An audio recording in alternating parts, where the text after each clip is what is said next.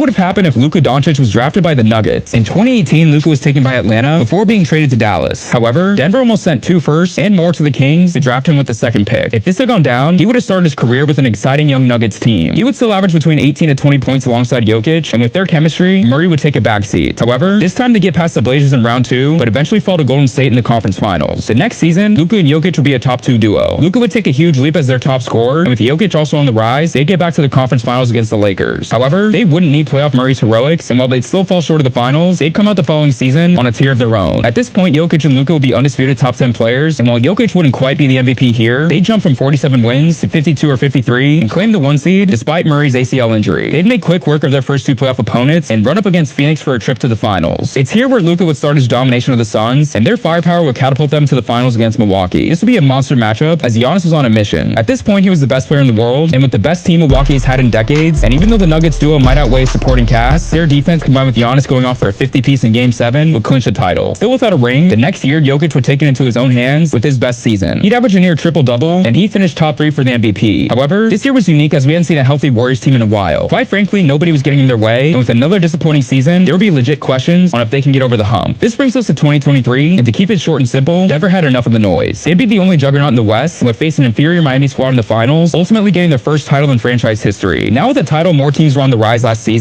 as the Wolves and Thunder had their best seasons in years. However, instead of Denver just missing out on the 1 seed, they would have gotten it with ease. They would have avoided any challenge until the conference finals, and while Minnesota took them out in reality, the Nuggets didn't have Luka. They would have dominated OKC or Minnesota to match up with Boston, and as complete as the Celtics were, they didn't face anyone as stacked as these Nuggets. Denver would have denied Boston of the title, possibly breaking up Tatum and Brown, and Denver would be the center of the basketball world, looking to make a historic 3-peat this season.